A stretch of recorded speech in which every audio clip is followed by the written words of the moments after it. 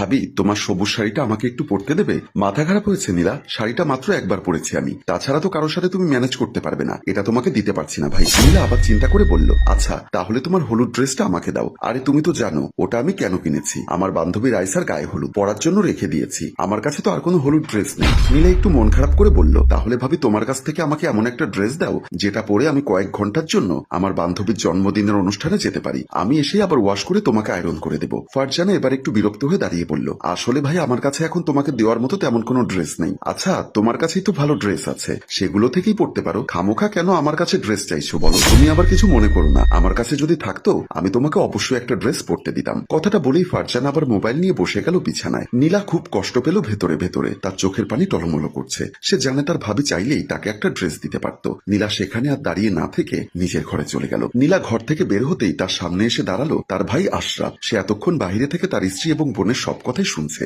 নিজের স্ত্রীকে ভালো করে চেনে সে, একটা ড্রেস পরতে দিলে কি এমন ক্ষতি হয়ে যেত, যত সব। মেয়েটার মনে কষ্ট দেওয়ার কি দরকার ছিল? মনে মনে বেশ খুশি হলো ফারজানা, আমার কাছ থেকে ড্রেস চাইতে এসেছে, আমার দামি দামি জিনিসগুলো পরতে দেবো আর নষ্ট করে নিয়ে আসবে, এত বোকা আমি? এমন সময় আশরাফ ঘরে প্রবেশ করে বলল, কি ব্যাপার, তুমি আমার বোনের মনে এভাবে কষ্ট দিলে কেন? তুমি চাইলেই তো তোমার যে কোনো একটা ড্রেস পরতে দিতে পারতে, তোমার কাছে তো নতুন অনেকগুলো ভালো ভালো ড্রেস আছে, এই তো গত পরশুদিন তোমাকে দুটো ড্রেস কিনে দিলাম যেগুলো যথেষ্ট দামি। ফারজানা দাঁড়িয়ে মুখ বাঁকিয়ে বলল, দামি বলেই তোমার বোনকে পড়তে দেইনি, আমার দামি ড্রেসগুলো পরতে দিব আর তোমার বোন সেগুলো নষ্ট করে নিয়ে আসবে, সেটা তো হতে পারে না। তুমি যে পড়তে দিলেই সেসব নষ্ট হয়ে যাবে, সেটাই বা তুমি নিশ্চিত হচ্ছ কি করে? তোমার বোন আমার মতো দামি ড্রেস আসলে আর কখনো দেখেনি চোখে, তাই আমার কাছে হাত পেতে ড্রেস চাইছে। তোমার বোনের পক্ষ নিয়ে এত কথা বলছো কেন? এতই যখন দরদ, বোনকে নতুন ড্রেস কিনে দিলেই পারো। আশরাফ আর কোনো কথা না বলে ঘর থেকে বেরিয়ে গেল। বেশ খানিকক্ষণ পর কলিং বেলের শব্দে দরজা খুলে দিল নীলা, আর ঘরে প্রবেশ করলো আশরাফ। বোনের হাতে একটা শপিং ব্যাগ তুলে দিয়ে বলল, এখানে একটা ড্রেস আছে, সেটা খুলে দেখো তো তোর পছন্দ হয় কিনা। নীলা ব্যাগ থেকে ড্রেসটা বের করে দেখলো, খুব দামি এবং সুন্দর একটা ড্রেস আছে সেখানে। বেশ খুশি হয়ে গেল সে। ভাইয়া তুই এই ড্রেসটা আমার জন্য কিনে নিয়ে এসেছিস?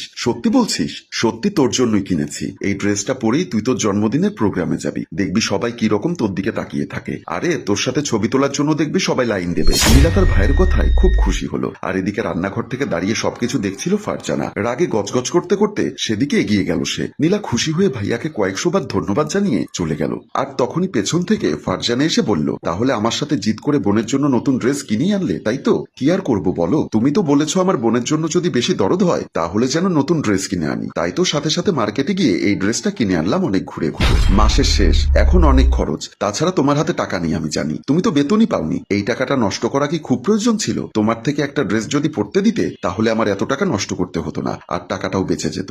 আশরাফুলের কথাগুলো ফারজানার গায়ে যেন তীরের মতো বিদ্ধ। এর পরের দিন নীলা যখন সাজগোজ করে বান্ধবীর জন্মদিনের প্রোগ্রামে যাওয়ার জন্য রওনা হচ্ছিল, তখন ডিনার টেবিলের সামনে হাতে গ্লাস আর রুয়াবজা শরবত নিয়ে তৈরি হচ্ছিল ফারজানা। নীলা যেই ঘর থেকে বের হলো ঠিক তখনই ফারজানা নীলার গায়ে সবটুকু জল ঢেলে দিল গ্লাস থেকে। তারপর একটা সফলতার হাসি দিয়ে আবার ন্যাকামি করে বলল, ইস ভাই তোমার নতুন ড্রেসটা একেবারে ভিজে গেল। নীলা মনে মনে বুঝতে পারলো ভাবি ইচ্ছা করেই তার নতুন জামাতে রুয়াবজা ঢেলে দিল। তাই সে বুঝেও না বোঝার ভান করে বলল, সমস্যা নেই ভাবি, হয়তো জামাটার জৌলস একটু কমে গেছে, কিছুক্ষণ পরে হয়তো শুকিয়ে যাবে। না না, কি যে বলো, তুমি এক কাজ করো, এই জামাটা খুলে আমাকে দাও, তুমি বরং অন্য একটা জামা পরে যাও, আমি এটা ওয়াশ করে দিচ্ছি। আমি কিছু মনে করিনি ভাবি, তোমার আর এসব করতে হবে না। নীলা ঘর থেকে বেরিয়ে গেল। ফারজানা মনে মনে বলল, ভুল করে ফেললাম, রুয়াবজার বদলে মাংসের ঝোল ঢেলে দিলে ভালো হতো। এই ঘটনার দুদিন পর শুক্রবার সকালে নীলা যখন গোসলে যাচ্ছিল তখন ফারজানা এসে বলল, ভাই তোমাকে একটা কথা বলবো, কিছু মনে করবে না তো? আমাকে একটা কথা বলবে, তাতে আবার মনে করার কি আছে ভাবি, বলো। ফারজানা বলল, দেখো তোমার ভাইয়ের সারা সপ্তাহের অফিসের জামা কাপড়গুলো সব জমে গেছে, এগুলো সব ধুতে হবে, তা না হলে কালকে পরার মতো কিছুই থাকবে না। আর আমার তো কাল রাত থেকে কোমরটা কি যে ব্যথা, একদম নিচু হতে পারছি না, তোমার যদি বেশি কষ্ট না হয় এগুলো তুমি একটু ধুয়ে দেবে? এটা আর এমন কি কাজ ভাবি, আমি না হয় সব করে দিচ্ছি, তুমি রেস্ট করো। ফারজানা খুশি হয়ে সব কাপড় তার ননদের হাতে তুলে দিয়ে চলে গেল। নীলা দেখলো তাতে তার ভাইয়ের শার্ট প্যান্টের সাথে ফারজানার 3-4টা শাড়িও আছে। সে মনে মনে হাসলো, কারণ সে জানে প্রতি শুক্রবারে তার ভাবির কোমর ব্যথা হয় এবং বাসার সব কাপড় চোপড় তাকে দিয়ে ধোয়ানোর জন্য ভাবি এমন করে। অন্যদিন শুক্রবারে বেশ কিছুক্ষণ ঘুমিয়ে থাকলেও আজকে কেমন যেন ঘুমটা ভেঙে গেল আশরাফের। ওয়াশরুমে গিয়ে দেখলো পানি পড়ছে না, তার মানে কলটা এখনো ঠিক করা হয়নি। তাই সে অন্য ওয়াশরুমে পানি আছে কিনা দেখার জন্য গেল। বাসার আরেকটু এগিয়ে গিয়ে দেখলো তার বোন সেখানে কষ্ট করে সব কাপড় চোপড় ধুয়ে দিচ্ছে। সেখানে তার শার্ট প্যান্ট এমনকি তার স্ত্রীর শাড়িও রয়েছে কয়েকটা। এসব বন্ধ কর, তোকে এসব করতে কে বললো? কি করলাম ভাইয়া? আমি তো সব কাপড় চোপড় ধুচ্ছি, সেটাই তো আমি জানতে চাচ্ছি, তোকে সব কাপড় চোপড় একসাথে পরিষ্কার করতে কে বললো? তাছাড়া ফারজানা কোথায়, ওর শাড়ি কেন তুই পরিষ্কার করছিস? নীলা বলল,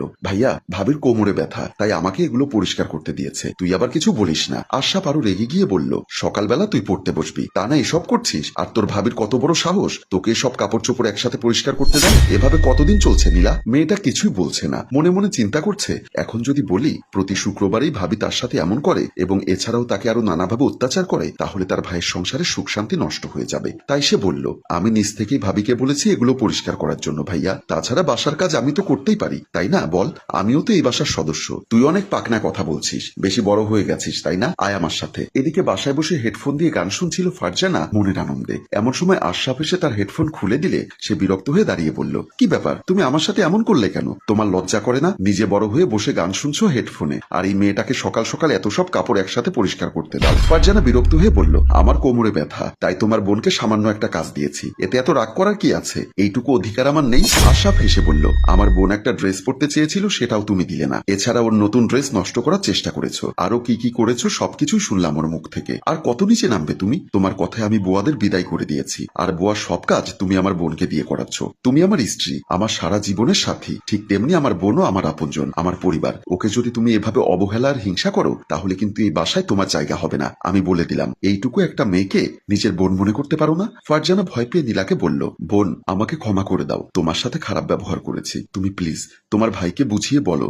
না হলে আমাকে আজকে বাসা থেকে বের করে দিবে মনে হচ্ছে। নীলা বলল, ভাইয়া অনেক হয়েছে, আমার ভাবি আসলেই খুব ভালো, তুই আর বকাবকি করিস না প্লিজ। সম্মানিত ভিউয়ার্স, প্রতিটি বাড়ির বউয়ের উচিত বাড়ির প্রত্যেককে আপন করে নেওয়া, তাহলে দেখবেন আপনিও ভালোবাসা পাবেন। আর আমাদের গল্পটি ভালো লাগলে অবশ্যই কমেন্ট বক্সে জানাবেন এবং শেয়ার করতে ভুলবেন না। গল্পটির রচনা ও পরিচালনায় অভিক, ক্যামেরায় শিহাব ও আশরাফ। ধন্যবাদ।